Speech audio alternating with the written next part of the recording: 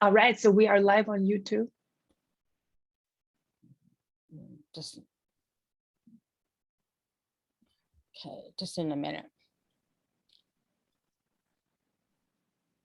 So welcome everyone. It's Mari-Lyn Harris from Hard at Work, and we are live streaming on YouTube. And just to say welcome and good morning, and thank you for joining us today. And I have Isabelle, who's bright and chipper and ready to go, and look forward to hearing her talk this morning. And so thank you, Isabelle, for joining us today. And would you like to go ahead? I'm just going to let you introduce yourself and go ahead. Thank you. Well, thank you, Mari-Lyn. Thank you for having me. I was expecting like more participants, or is it just you and me? Right now, yeah. Oh, okay. So more people will come on board. Ooh, all right. I sure hope that people will come in, because I had some really awesome breakout sessions planned for us. Yeah, I'm Isabelle Wettergren. I am the proud founder of Teachers Wellness Coaching and Consulting. I have a 20-year experience teaching K through 12 right here in California. And I taught physical education for a long time, and I led some wellness initiative. And really what I tapped into starting in 2015 is the workplace wellness specifically for teachers. So that's kind of the background that I have. I have a master's in health and wellness psychology. I have a few certifications, national board certified health and wellness coach, where I work with people to really discover the life that they really want to live, find out what the obstacles are, and equip them with what they need to really fulfill their dreams in terms of health, wellness, stress management, and also addiction. So I'm also a certified professional recovery coach. I have a personal story of resilience, of overcoming addiction. So I have 13 and a half years of continuous sobriety, which that's the reason why I'm here today. That's my why. I suffered in silence. I had filled with shame, guilt, and fear. And now I no longer have that. And I want to make sure that people know that it's available to you as well. Help is available. So hopefully by today sharing some tips and hearing some stories of resilience, we can really tap into that. That's my intro. Okay, great. So would you like to continue on with your talk? Oh, well, sure. Yeah. So I was going to ask the participants, so maybe you and I can have the conversation. Yeah. Sure. How about we do that? Yeah. Yeah. Great. Yeah. So what is resilience, right? So we would do like a crowdsourcing exercise, really, where everybody would share, what is your definition of resilience? To me, it means you just, no matter what shows up, you just get up and keep going. You don't stop because somebody else doesn't like it. Or if you've really, I've had to reinvent myself several times or pivot or whatever you want to call it. So to me, it's just about getting up and just saying, okay, what's next? And what's my next step? Okay, it's over there. Okay, let's go, kind of thing. So that's to me what resilience is. And that's spoken from a resilient person. I can tell that you have experience with resilience as well. Because some people, having the awareness, and because some people, what's going to happen, like they're telling themselves these stories, right? And they just kind of create this reality for themselves. I am not healthy, and, I am not a runner, and I'm not good at this. So the first thing that I think that is important, and now I'm so solution focused. That's how I like to operate. But let me just backtrack before we go there. I get carried away. I just want to acknowledge your experience, that it happened to you, where you fell down, you got back up, and then you're like, now what? Which direction am I going? And that, that is your definition of resilience. We would have 100 people on this call, and we would have 100 different answers, and they would all be good. Yeah. Right. Yeah. So, so here's another exercise that we would have done. This is where really the crux would have been. It's to go into breakout rooms and share. So maybe you and I can share together a story of resilience. And here's how I would lead this. So I facilitate, like in the workplace. I go in the workplace and we do these things because we're like, okay, we need a resilient workforce. Well, what does that mean? Right. Right. So to me, resilience is also, about the lessons that we've learned.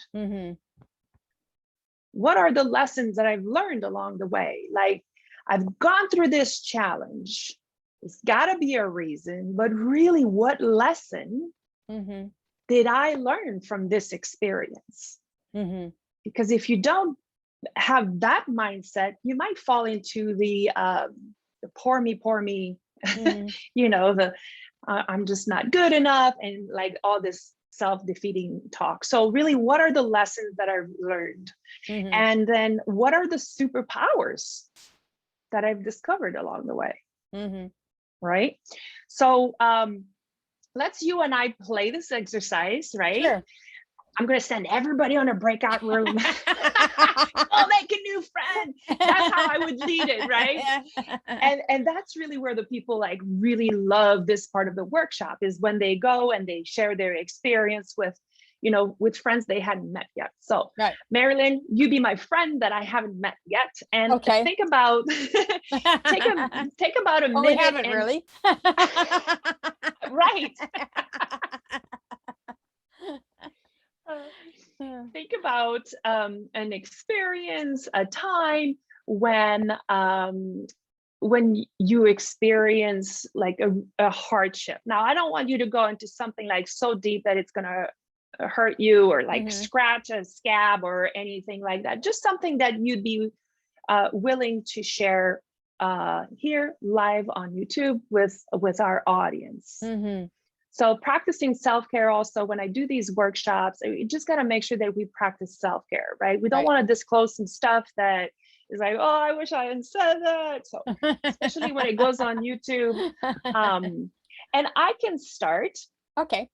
Because, I want to create this space where you feel comfortable sharing and maybe give you a little bit more time. I do have several stories of resilience. But I think the most significant one that happened in my life is really my road to recovery. Recovery from alcohol, from marijuana, and opioids. So that was my story. And I hid it very, very well. Very, very well. And a lot of people hide it very, very well, but they suffer in silence. My idea was that, I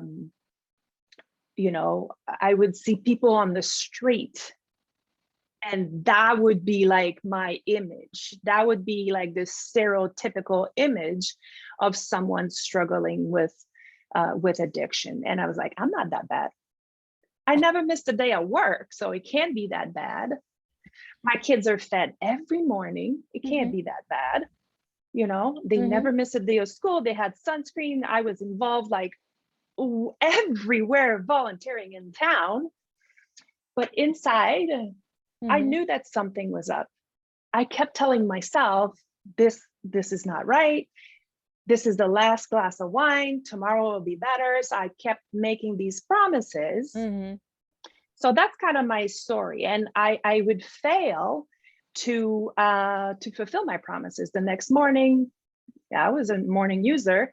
The next morning, boop, I was like, oh, okay, well, tomorrow will be different. So that's kind of what happened.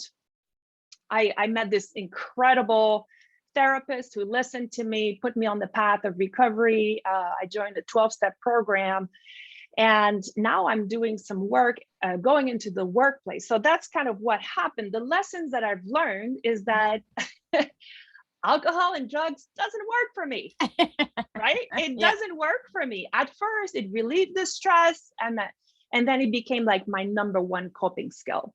Right. And then I realized that my highs were getting higher and my lows were getting lower, and I just couldn't live like that anymore. So that's what my lesson that I've learned is that I cannot have psychoactive substances in my body. Mm-hmm. It just doesn't fit with me.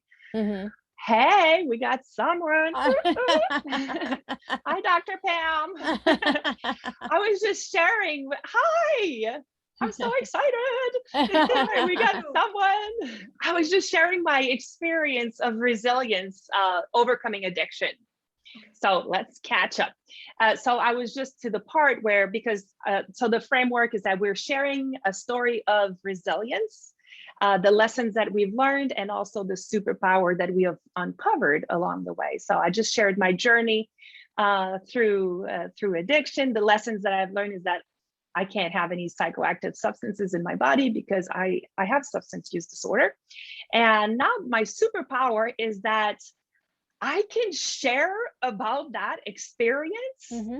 and be excited about it, and hopefully help others, Mm-hmm. overcome their addiction and reevaluate their relationship with drugs and alcohol, because we know that that's on the rise. So that's my superpower right now, is that I found my voice. And it took COVID. It took COVID to really put me on that path, to share my experience freely, free from guilt and shame and Mm-hmm. fear that what are people going to think about me? I just don't think like that anymore. Yeah. Yeah. So, so that's my superpower. Yeah. All right. And of course, my thing is, until you've experienced it, you can't teach it. So otherwise you're just coming from being inauthentic.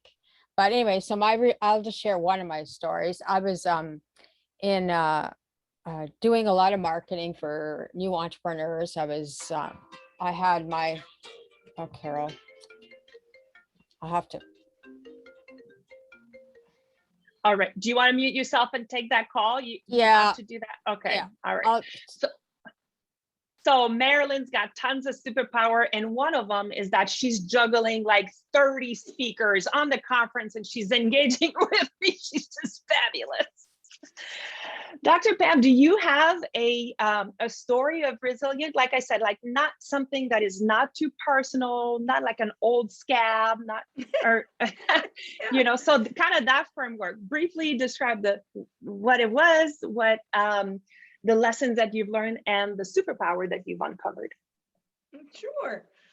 So when, as someone who felt 80 when I was only 50, okay, that really, it concerned me. And so I was doing, all the things like massage, and I don't know if you're familiar with floating, like Dr. Lilly, NIH, like floating in medical grade Epsom salt, right? Yeah. Acupuncture, I would see a chiropractor to manage, and I don't, it just wasn't fun. I told my husband one time we were walking up this teeny tiny hill, and I used to row and dance, right? So I competed in both. Actually, I was really a bad dancer though, but I finally came along, but I couldn't dance on beat. So if the man didn't lead on beat, then I was off beat until recently. But so it was a concern, and I would fall asleep early. So a retired nurse, introduced me to something that people refer to as a breakthrough. And I didn't really listen. I mean, I believed her, I trusted her, right? But I was earning my doctoral degree at the time. So I'm at a stand-up desk. Okay, this goes up and down. So I thought, well, maybe I'm sitting, reading, and writing too much. Maybe that's the reason I hurt so much. So I tried everything. Well, I then have an issue where my urine, if I sneeze and laugh, well, that's no fun. And I think 50 is way too young for that, right? So I decided to go see a surgeon, and what the retired nurse had shared with me was in his office, but it felt like it was his. it didn't feel like it was on display. Do you know what I mean? Mm-hmm. So, and I kept saying to myself, I'm not there to ask him about this anyway. That's not why I'm there. And he was running a little late with the appointment.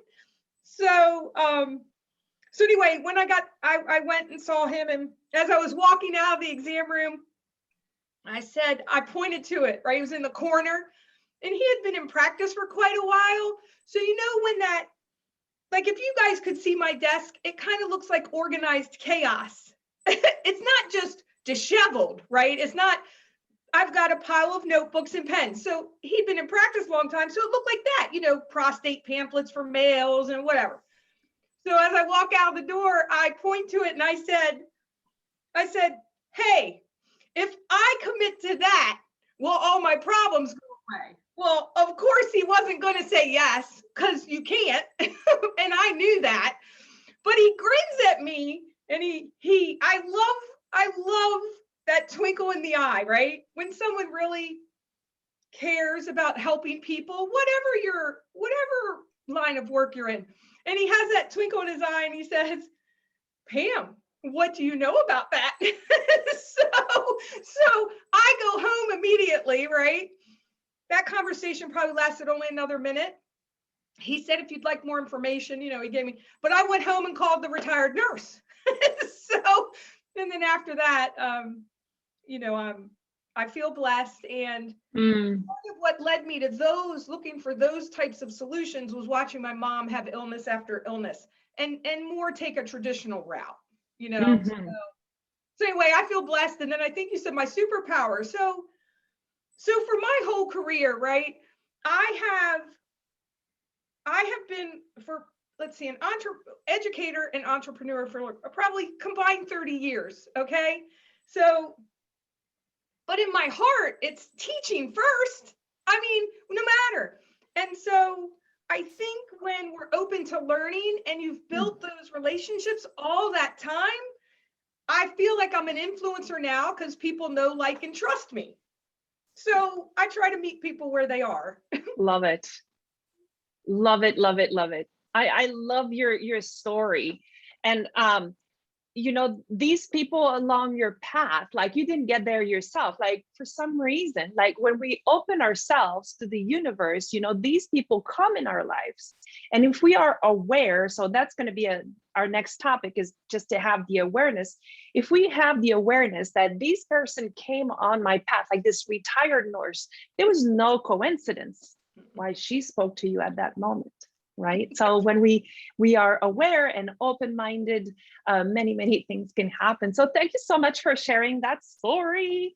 All right. And welcome, Carol. We're sharing stories of resilience. Mari-Lyn is going to go next. If she doesn't get interrupted this time. We'll ignore all those people that have Gmail accounts. Hi, Carol. Hi, sorry. I went into 27 3 times, and then I didn't know where to find. I only found it on my phone. I didn't find it on my computer. I just found it now on my phone. Okay, Oh, Carol. You're here. You're here. And this is a session about resilience, Carol. So resilience. I'm yeah, resilient. I bet you are. So if you don't give up, if you were able to get into this meeting, you're resilient. All right, let's hear from Mari-Lyn's story. Yeah. So I have several stories, but I'll share this one. I started to share it. I was in a position, had really helping people with their marketing, helping people understand what marketing is for an entrepreneur. And I just totally got burnt out from doing all that, because you're always giving, give. And I became very burnt out, and I didn't know what to do next. And I had a friend of mine who said, Mari-Lyn, that would happen to me. And a friend of mine told me what I'm going to tell you to do. And she said, you're going to just surrender every day for 30 days. And I'm going, I don't know if and she said, if you need somebody to talk to, because it's a solo project, you're not with a group of people. So anyway, I would pace the floor. I would meditate, I would read, I'd go for a walk, but basically I just said, I surrender, I surrender, I surrender. And I did that for 30 days, but I also called her about 10 times a day and said, I don't know if I can keep doing this. And she just said, no, you're doing really good, hang in there. And then she'd hang up. And she didn't engage in a conversation with me except to say, hey, you're okay, you keep going, you'll be okay.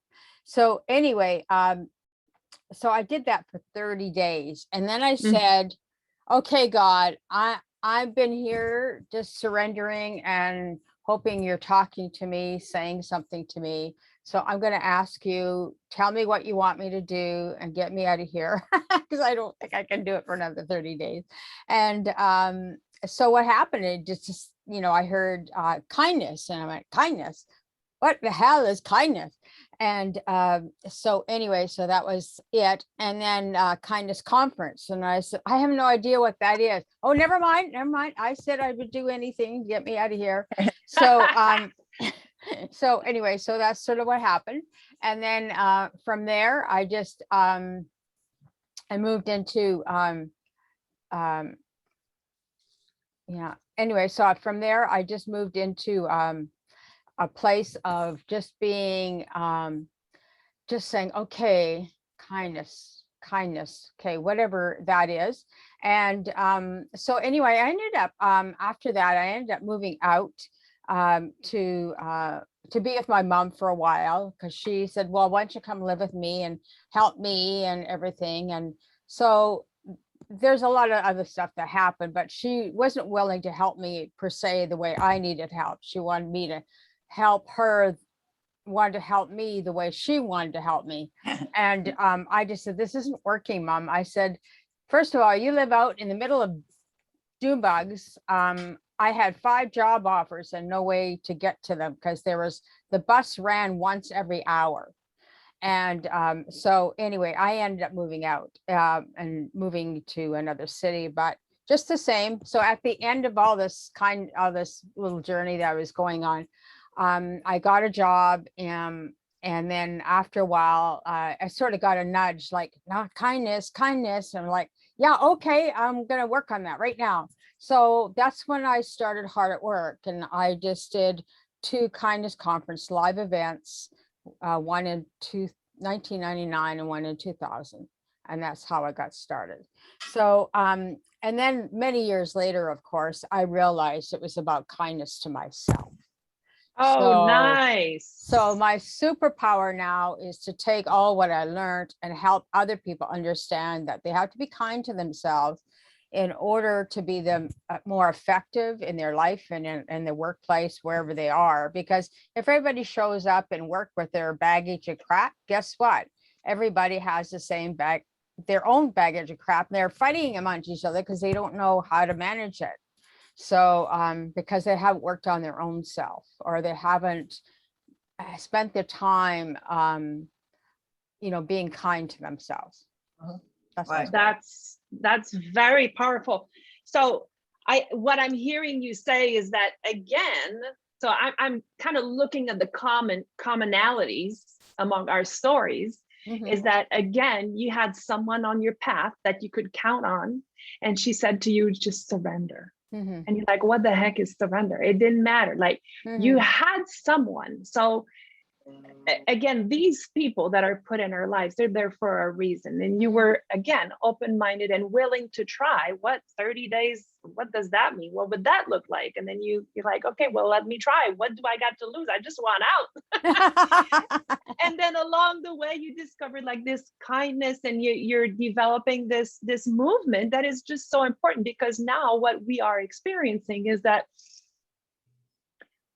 so my background is really as an educator in schools. So we're putting a lot of pressure on educators to, to teach social emotional learning, to teach emotional regulation, but the adults are the ones that are not well right now. Right. You know, the adults are not well at all. So, Mari-Lyn and I got connected through, Inner Wheel, like a network. Yeah, it was true. Mari-Lyn. Awesome people, and awesome women that are kind of doing this grassroots movement. And, you know, when Mari-Lyn was put on my path, I'm like, yeah, I want to do work with you. I believe in kindness at work. I believe in empowering people to become better. So Arthur, welcome. I just chatted in the chat for you what we're doing. Carol, do you want to share your story of resilience? Like, again, Yes, I will do that. Not like a hard scab, something that you're gonna feel like exposed or too open, just something that, because we're on YouTube Live, right? Okay, yes. Okay. Well, I had a really horrific experience. I'm a teacher educator also, 36 years. But about 33 years ago, I was, well, I probably shouldn't say this, but I was accused, I shouldn't say this. I was accused of a bad thing, which I didn't feel that I was guilty. And so anyway, I left. I was given a leave of absence with pay from my teaching position because of it. Not going to go into all the details, but I have faith-based, and my husband, who passed away in 2007, was very supportive. All my friends at school were supportive. All the administrators, I've been in the district for 33 years or something. They were supportive, so they knew that I wasn't wrong. I had an attorney that worked with me through the district. And I mean, just being faith-based and going off to Half Moon Bay with my RV and my husband to get away from the I mean, I was getting a lot of calls, but that time, I guess I wasn't really connected to the cell phone to the hip like I am now, and went off to Half Moon Bay for, you know, just to be in the beauty of the earth and to just know that with faith, this is all going to resolve itself. And yes, it did. It all resolved. It took 6 months. I did transfer from that school to another school. But the point was that the principal at that time did not support the teacher. I mean, she listened to these dysfunctional parents who had their own agenda. And so it went to the media and everything. I mean, and we're now friends. We're now best of friends. And she knows she was wrong. So when I went to the new school, I knew this principal really well. And I said to her, I said, you need to support the teachers and have a meeting with everybody to find out what actually happened, rather than just listen to the parent side of the story. And she did. And everybody went right on with 3 or 4 or 5 more years in that school district, like next door to the other school kind of thing. And then they accused the district of wrongdoing also. So the district was all on my side at that time. But you know what, just being faith-based and being, knowing that I was right and continued to be loving and caring and interested in children and certainly not harming children. And everybody knew that I was a good person. And I knew they knew I was a good person, and it all got resolved. And then about 4 years later, I decided to take this job and shove it. I don't need to teach any more years. So after 36 years, I went on to retirement, and I've been busier now than I've ever been in my life. And that was in 2001. Wow. So life is good. Oh my gosh, Carol, thank you so much for sharing that story. You know, when your integrity and it's being compromised, and it goes onto the media and all that, you know, that's got to be like something very challenging. I love that your husband was supportive, and that you have. I have a twin sister who we call ourselves the ambassadors of fun right now, and there's no worry or stress 24/7. Well, that's how I met Isabelle. But we didn't know that. We didn't know that piece at that time. But no, I have a lot of support. Mari-Lyn has known me now for 10 years, and she's been she didn't know me at the time. Mari-Lyn Harris didn't at the time. But no, when you have a lot of supportive people in your life, it really helps. And connecting with really nice people, and I connect with everybody, but I have a lot of nice friends in my life. But thank you for those nice words.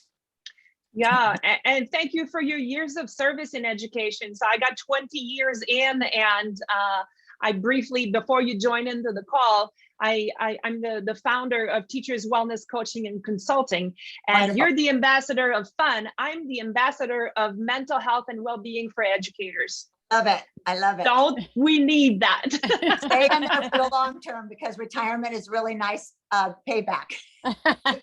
Right, right. All right.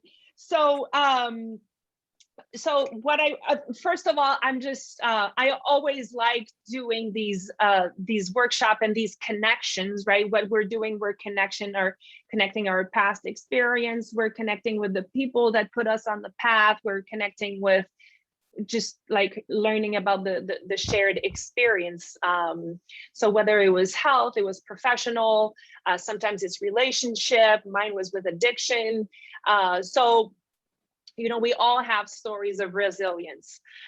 Working with coaching clients, I'm noticing that sometimes we have some limiting beliefs and we don't necessarily recognize them.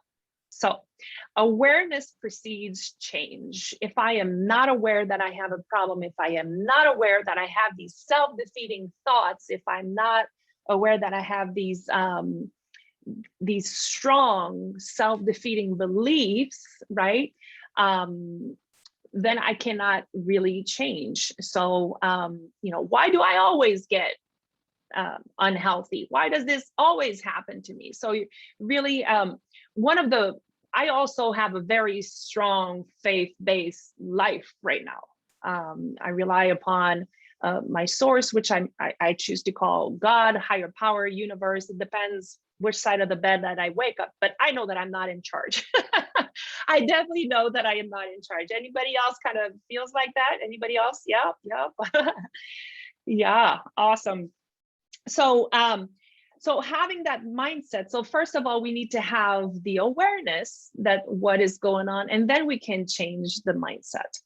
So I've been practicing this, this meditation. It's a guided meditation called the Law of Attraction and Abundance. And basically we talk about creating the life that, that we want to create. We are the creator of our own destiny.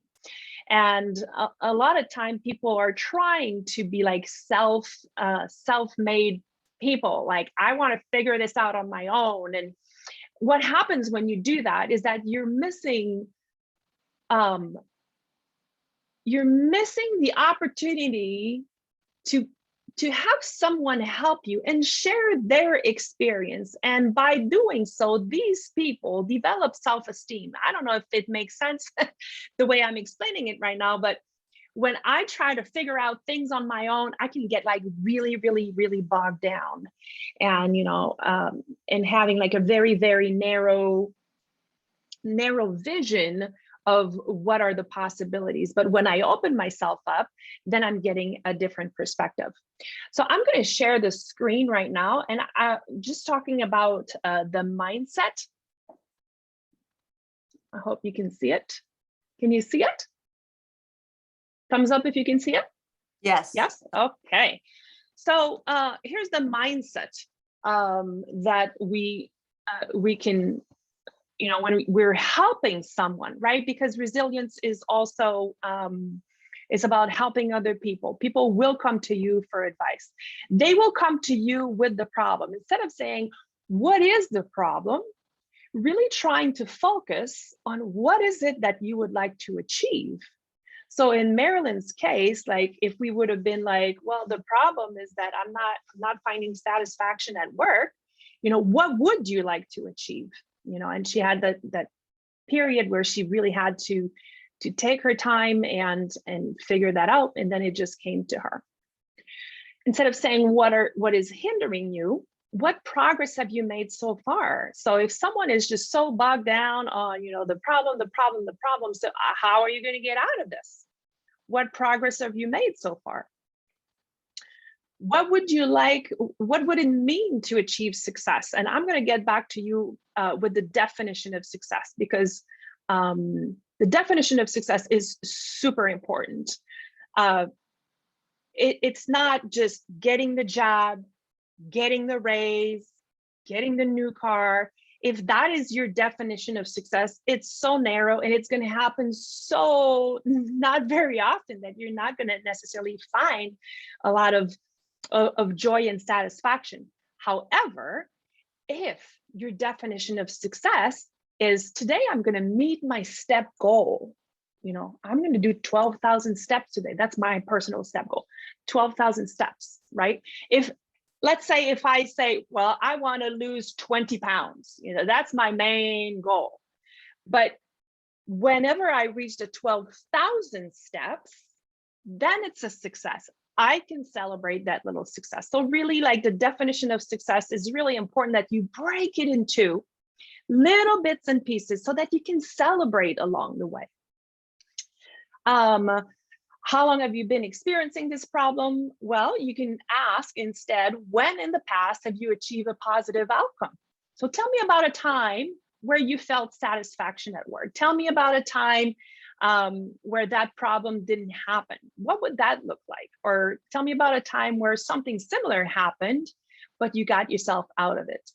And instead of saying who's to blame, who can help you? And as we shared in our stories, I'm going to stop sharing my screen. As we shared in our stories earlier, is that we realized that a lot of the time we just can't do this alone.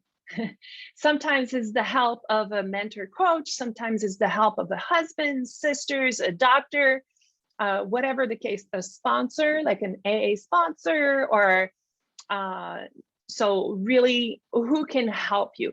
And really building yourself a network, an ecosystem of support around you, right? Does that make sense? Let's hear from you guys.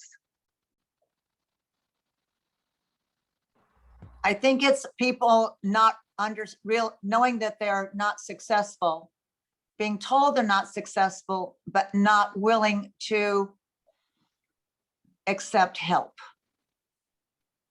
That's hard. I mean, I hear what you're saying, and I'd love you to come to a Rotary meeting and talk about these things, but talking about them doesn't always, the person listening that needs this help and the self-guidance, they don't recognize it unless, I think it has to be almost on a one-to-one basis. That's so that at a group, I mean, even if I think this person was hearing your presentation today, which is really wonderful, I don't know if they'd even get it.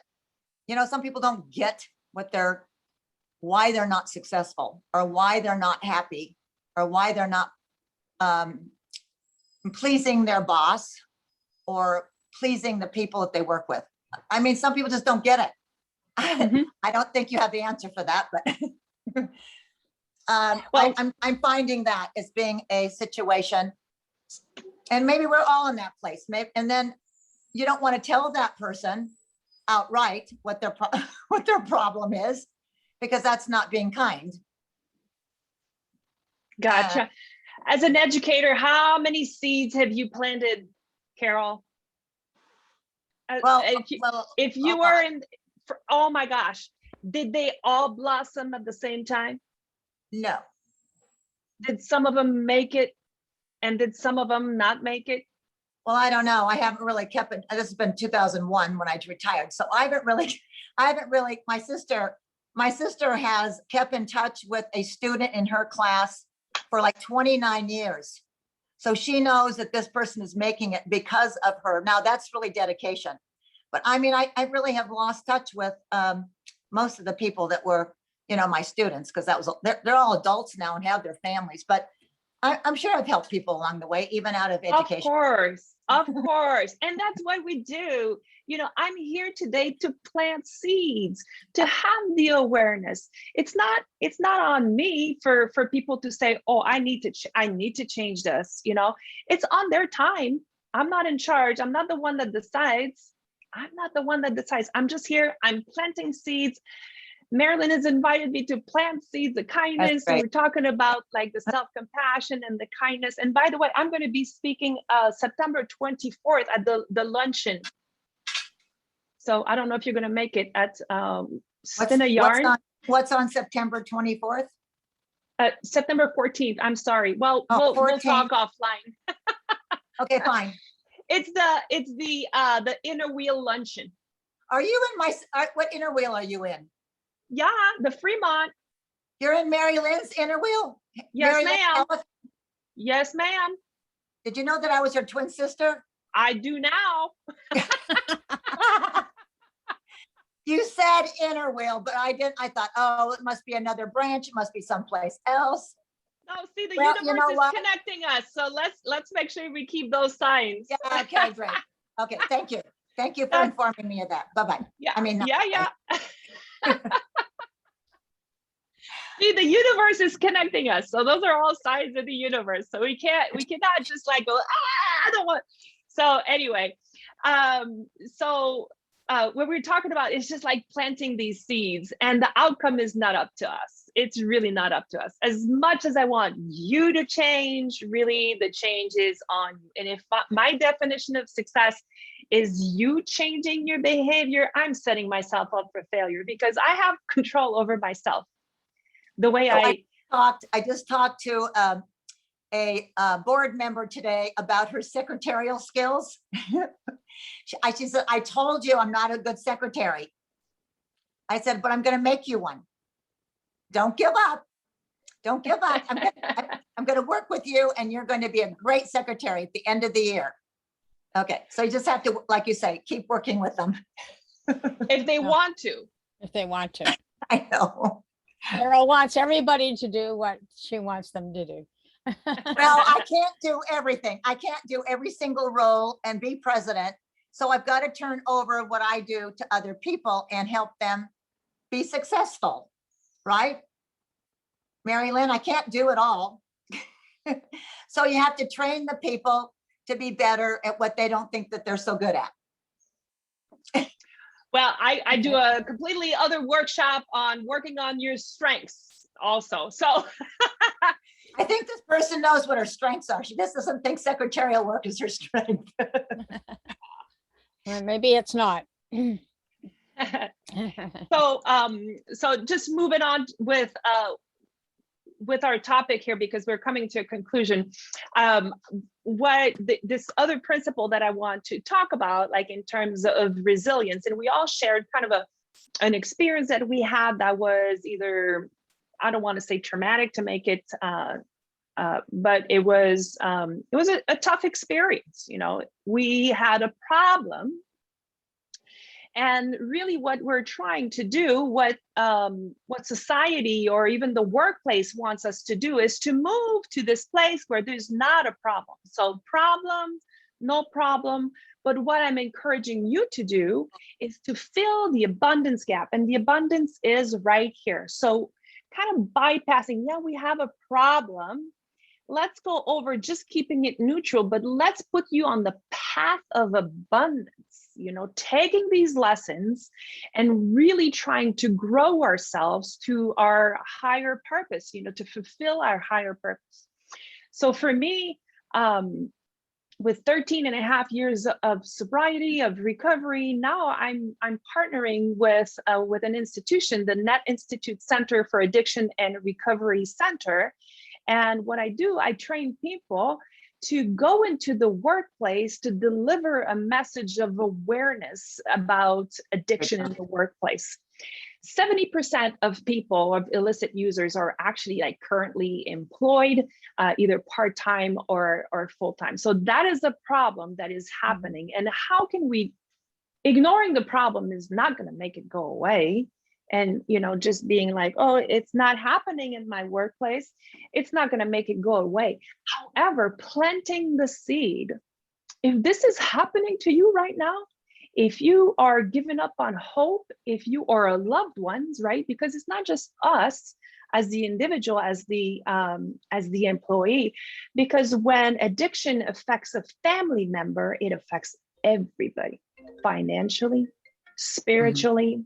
Your time is no longer yours. I know some people who've had their children experience different levels of addiction.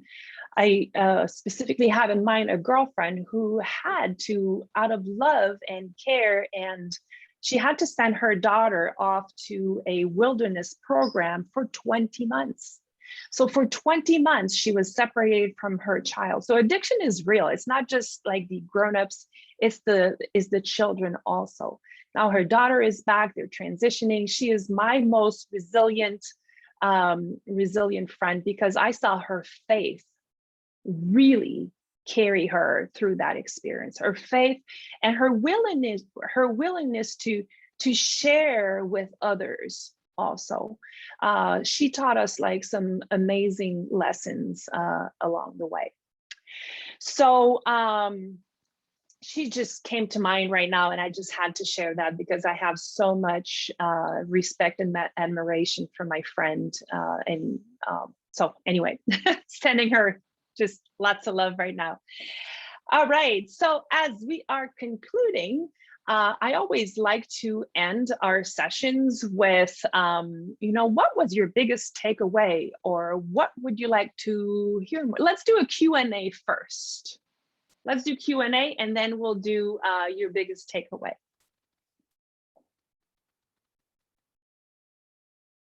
As in question and answers. Do you have questions for me? I have one. Yeah. How long have you been? I think it's wonderful that you're providing wellness coaching for educators.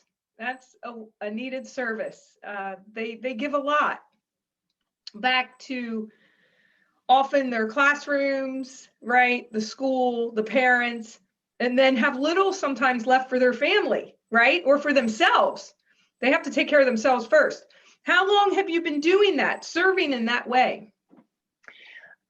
So thank you for asking and acknowledging the hard work of educators, especially the last, since the pandemic, the work has changed completely. I have a lot of teacher friends that have left the profession. A lot of them have left the profession or are considering leaving the profession. I have a friend that left the profession that is making more money now bartending.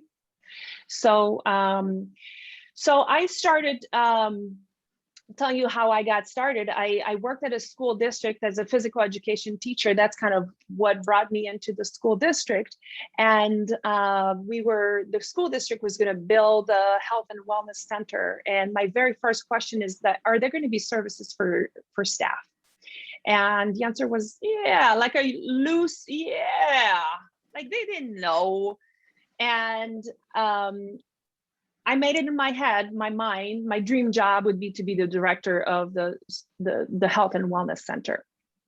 And I went and I got my master's in health and wellness psychology, and I got connected through those connections of the universe with the National Wellness Institute. I became certified workplace wellness professional. I mean, it's just like snowballed because I opened myself up to, what do we do next? And it was a couple years ago that I decided to become the founder of Teachers Wellness Coaching and Consulting. I don't necessarily work one-on-one. Really what I'm looking for is the system change. The system is not there to support the teachers. There's only so much that you can demand your staff. And if you're not providing services and support system, then it's not going to happen. You are going to lose your workforce, either by them leaving, or you're going to pay the cost by having absenteeism. People are just not going to show up. They're not going to be like productive. They won't be able to be there for their students.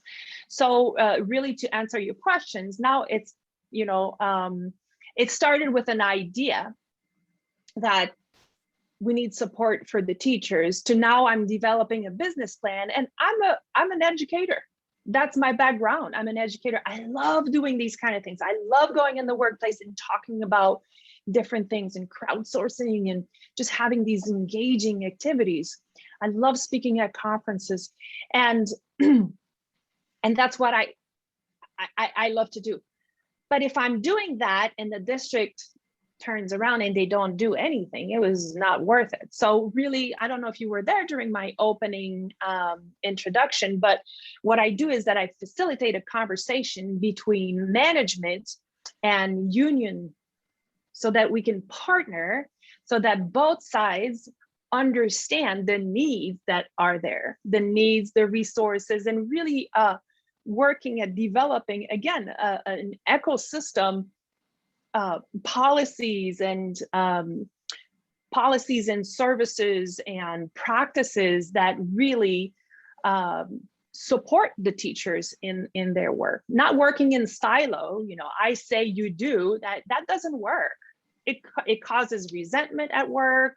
You know, it creates like this top-down approach, the we-they approach, and that's not how wellness work. Wellness work, the first two letters is we, and that's what we need to do is work together. So to answer your questions, really a couple years ago is when I really started doing this work. I still teach part-time because my business is, I'm sort of starting to grow a little, but I believe it in my heart that there's a need, and I have the credential to back it up. So the credential and the experience. So yes, I'm just really wanting to. I have two more questions. Is the wellness center that the school district created, is it still alive and thriving? No. No. So here's one of the things that happens is that oftentimes, like, they build the building, it's beautiful building. Like one side is for the community, and that is like, they provide, I'm saying no, that's not true. That's not entirely true. It's got a lot more potential.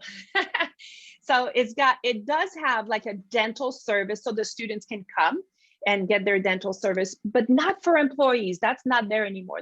The employee part was grant funded, and I served that position for 2 years, part-time 2 years. And oftentimes that's what happens, is that it's grant funded. And once the grant leaves, it's like, let's just put it on the shelf. Because decades and decades ago, education included a holistic approach for students, right? And it's important. And then my final question was asking about school infrastructure, because school infrastructure is a significant part of wellness. And I don't just mean wellness physically, right? Optimal spaces that are optimally heated and cooled with lighting and sound and water that students can drink without toxins, no humidity, no mold. That's ideal for everybody in the school building. So I was wondering, did any of it address that? Yeah. So when I go in to consult, really what I'm doing is it's more like the systems change. So I can do one-on-one, but I really like the systems change. And the environment is one of the components that we look at. Yes, absolutely. Because those policies exist. Oh yeah. Oh Mm-hmm. yeah. Mm-hmm. The policies exist to find and repair water leaks within 72 hours. There's tons of them, and that is not happening. And that is not necessarily happening. Right. Yeah, no kidding. Right? Yeah. In the United States, school infrastructure is crumbling. That is the truth. Yeah. Where are you calling from, Pam? Dr. Pam? I'm in Maryland. Where are you? Oh, we're in California. I'm in California. Oh, nice. Yeah. Yeah. Let's let someone else ask some questions. I really appreciated your talk today. Thank you. Oh, thank you. It means a lot. So what's next for you, Isabelle, with your business? What's next for me? Well, I do have a client in Santa Barbara, and much like you, I was kind of struggling. Like a couple of weeks ago, I was like, oh, I need to be on Instagram and I need to reach out, and I just like made myself crazy, because now I was spending, like, my phone told me that I was spending 5.5 hours. Mm-hmm. Social media and trying to promote and get some traction. So here's what I decided to do. I have a client and I'm going to serve them so well. And that's what I'm going to do. Mm-hmm. So that is, the law of attraction and abundance. And I'm just going to go serve them well and just ask them to spread the word. So mm-hmm. I do have a conference scheduled with them, and in October. We are in constant communication. I love working with these people. And to be honest, Mari-Lyn, I am open to the universe. Mm-hmm. My experience has been in education, but I am totally open and willing to go in the corporate world as well. Like, I don't discriminate, right? I feel like the workplace really needs some positivity. Mhm. And I call myself, like Carol was saying, she's the ambassador. She and her twin sister are the ambassador of fun. Well, I am the ambassador of mental health and well-being. Mhm. So, Mhm. Yeah, I think we're all advocates, whether it's kindness, wellness, all that things all fall into place. Yeah, yeah. cool. Anybody have any other questions for Isabelle? No, she did a wonderful job. Unfortunately, I'm not going to be at that meeting. I have another organization that has a meeting on that day. I don't know how to be to 2 meetings in place, and on Zoom at the same time. I guess I could do that. That's hard. Yeah. Well, Carol, I just met you, and I know that the universe is going to place us on one another's spots at some time. So we can't do it all. Mari-Lyn is planning meetings around my busy schedule too. For Inner Will. Yeah. Mari-Lyn has to be a member of Inner Will. Well, we'll see. You could be an Inner Will member. Yeah, not right now. I'm too busy. I know you are. So Carol, let me ask you, what's your biggest takeaway from today's? Whoops, sorry, it went away. Hold on. Oh, people kept calling me. Sorry. Oh, shoot. Oh, shoot. Okay, we can go with either Mari-Lyn or Dr. Pam. I know Arthur is our tech support. So Arthur, thank you for being here. I'm not sure if you're listening, or maybe you want to chime in with your takeaway. Sorry, went away. Sorry. Oh my God, where is it? It's okay, Carol. Anyway. Sorry. I need to connect. People keep calling me and disrupting me. I try to get sound here now. I don't have sound. Yeah, how do I get we sound? can hear you.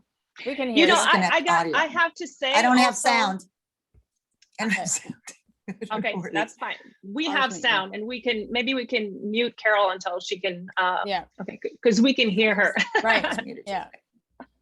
Okay, so that's also something that Carol is just completely like showing what's happening, right? I'm booked twice. People are calling me, like, we are bombarded with information. We are overstimulated most of the time. And it is up to us to make the choice to be like, you know what, I'm just going to do one thing at a time. And that's kind of what you asked, what's next for me? I'm going to serve this one client so well. So, really, and some of the things that I do now is when I go on a walk, I leave my phone home. I go grocery shopping, I leave my phone home. I go to bed at night, I power this thing off and I leave it in the kitchen. I don't bring it in the bed with me. These little intentional actions really pay off at the end, because a lot of people, that's how they're feeling. Like there's this is a phrase that I came up with, like this self-imposed sense of urgency. The self-imposed sense of urgency, because someone texts me right now, I need to answer right now. We all lived long enough that we know what it was like to someone called and we weren't home. Oh, too bad. And then came the answering machine. Someone called, we weren't home. Oh, they left it on the voicemail. Oh, okay. Yeah. So I feel like our brain didn't have the time to adapt to the amount of technology that has been thrown at us. And the last 18 months with the pandemic, that just has skyrocketed. And then you got people trying to manage family, professional, self-care. I mean, it just, people are really trying to figure it out right now. And these small actions, these little things that we as an individual can do, like I'm all about systems change, but I'm also all about personal responsibility. So one does, it needs to be together. Absolutely. Yeah. We all have to be accountable for what we say and what we want, and just say, and so I'm here to serve, the people that signed up to speak, and to serve them the best I can. And that's what I'm here for, and for right now. And then tomorrow, the next day is another day and another day, so I have my own agenda to do too. Absolutely. And anyway. I'm just so grateful that you provided me with this platform to talk about resilience, because, you know, it's like planting seeds here and there, and we need to continue doing that. Yeah. You know, and we need to share, you know, what I do when I share my experience from recovery in recovery from addiction is that I'm being very authentic. Like, I'm being very real. It's not something that I made up. I experienced it, and people need to hear that. And they not, so we hear it from Hollywood, right? Oh, this, Drew Barrymore, good on her, she's sober. But I can't really reach out to Drew. Yeah. Hey, Drew, how did you stop drinking? You know, how did you know that you were drinking too much? And, you know, those kind of things. So just putting myself out there and being available, and just for people to have one more person to reach out to. Yeah. And I think it's just like you were saying, it's like being a role model for somebody else. If they have a problem, they can reach out to you or text you or email you, or you can send them on to another resource in their area that can help them. Absolutely. Yeah. Good. Well, thank you very much. And I am going to pause the YouTube. Just pause it. Great. Well, thank you, immensely, Mari-Lyn. This has been like really, really great.